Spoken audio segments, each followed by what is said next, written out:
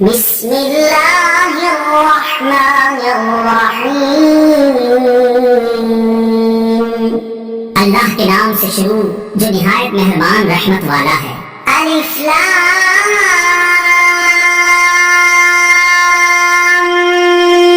میم،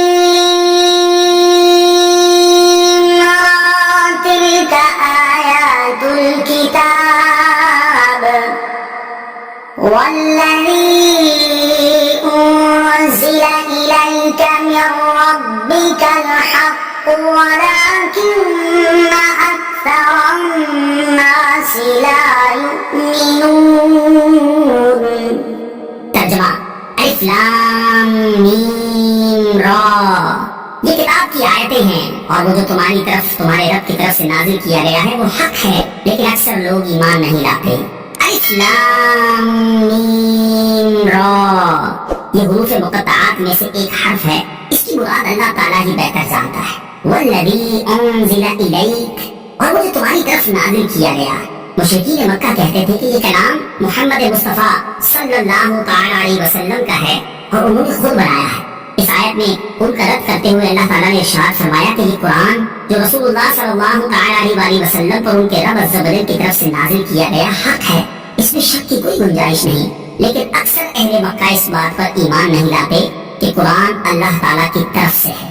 اللہ الذی رفع السماوات بغیر عمد ترونها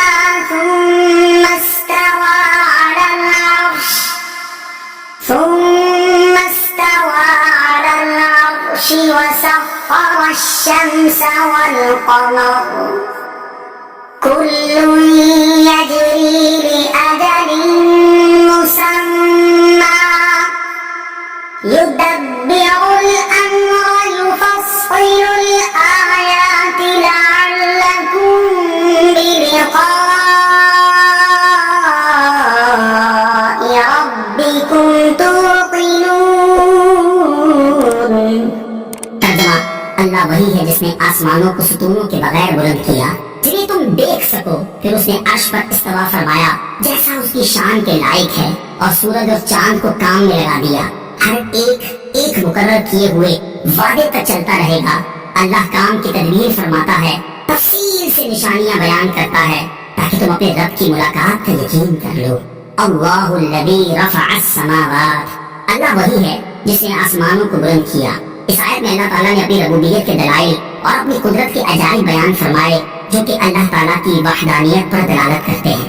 آسمانوں کو ستونوں کے بغیر بلند کرنے کے معنی، آسمانوں کو ستونوں کے بغیر بلند کرنے کے دو معنی ہو سکتے ہیں۔ نمبر ایک، آسمانوں کو بغیر ستونوں کے بلند کیا جیسا کہ تم ان کو دیکھتے ہو، یعنی حقیقت میں کوئی ستون ہی نہیں ہے۔ نمبر دو، یہ معنی بھی ہو سکتے ہیں کہ تمہارے دیکھنے میں آنے والے ستونوں کے بغیر بلند کیا۔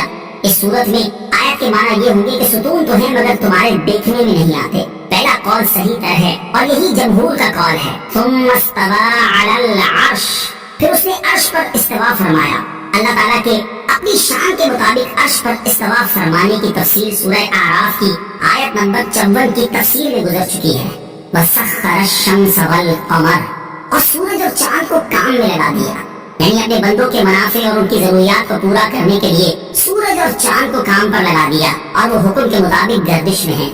سورج اور چاند میں سے ہر ایک ایک مقرر کیے ہوئے وعدے، یعنی دنیا کے فنا ہونے تک چلتا رہے گا۔ حضرت عبداللہ ابن عباس رضی اللہ تعالیٰ عنہ نے فرمایا کہ اجل مسمى سے سورج اور چاند کے درجات اور منازل مراد ہیں، یعنی وہ اپنے منازل اور درجات میں ایک حد تک گردش کرتے ہیں اور اس سے تجاوز نہیں کر سکتے۔ اس کی تحقیق یہ ہے کہ اللہ تعالیٰ نے سورج اور چاند میں سے ہر ایک کے لیے حرکت میں تیزی اور آہستگی کی ایک مخصوص مقدار کے ساتھ خاص جہت کی طرف خاص گردش مقرر فرمائی ہے۔ یدبر الامر، اللہ کام کی تدبیر فرماتا ہے۔ اس لیے اللہ تعالیٰ کی قدرت کے کمال اور اس کی رحمت کی دلیل ہے، کیونکہ پوری مخلوق اللہ تعالیٰ کی تدبیر اور رحمت کی محتاج ہے، اور سب اللہ تعالیٰ کی قضا، قدرت اور قہر کے تحت داخل ہیں۔ یفصل الآیات، تفصیل سے نشانیاں بیان کرتا ہے، یعنی اللہ تعالیٰ اپنی وحدانیت اور قدرت کے کمال پر دلالت کرنے والی نشانیاں تفصیل سے بیان فرماتا ہے۔ اور اس میں حکمت یہ ہے کہ تم اپنے رب عز و جل کی ملاقات کا یقین کر لو اور جان لو کہ جو ذات انسان کے معدوم ہونے کے بعد اسے موجود کرنے پر قادر ہے تو وہ انسان کو موت دینے کے بعد زندہ کرنے پر بھی قادر ہے۔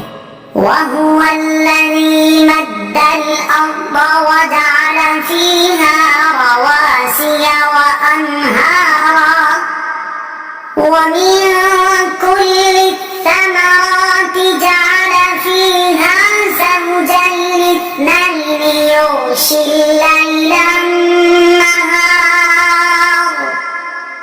إِنَّ فِي ذَلِكَ لَآيَاتٍ لِقَوْمٍ يَتَفَكَّرُونَ۔ ترجمہ، اور وہی ہے جس نے زمین کو پھیلایا اور اس میں پہاڑ اور نہریں بنائی، اور زمین میں ہر قسم کے پھل دو دو طرح کے بنائے۔ وہ رات سے دن کو چھپا لیتا ہے، بے شک اس میں غور و فکر کرنے والوں کے لیے نشانیاں ہیں۔ وَهُوَ الَّذِي مَدَّ الْأَرْضَ، اور وہی ہے جس نے زمین کو پھیلایا۔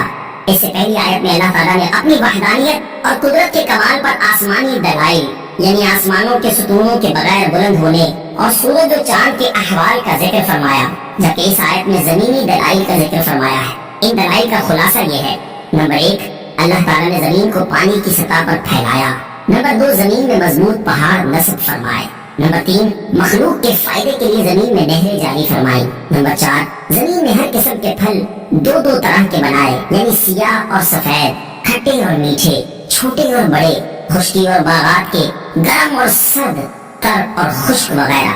نمبر 5، اللہ تعالیٰ دن کو رات کے اندھیرے سے اور رات کو دن کی روشنی سے چھپا دیتا ہے۔ بے شک ان عجیب و غریب صنعتوں میں غور و فکر کرنے والوں کے لیے نشانیاں ہیں، جنہیں دیکھ کر وہ سمجھ جائیں گے کہ یہ تمام آثار بنانے والے، حکمت والے اور قدرت والے کے وجود پر دلالت کرتے ہیں۔ آیت ان فی ذلک لآیات لقوم یتفکرون سے معلوم ہونے والے مسائل۔ اس سے دو مسئلے معلوم ہوئے۔ نمبر 1، سارا جہان سمجھدار کے لیے معرفت الہی کا دفتر ہے۔ نمبر 2، فکر اور غور و خوض اعلیٰ درجے کی عبادت ہے۔ ایک ساعت کی فکر 1000 برس کے ذکر سے افضل ہے۔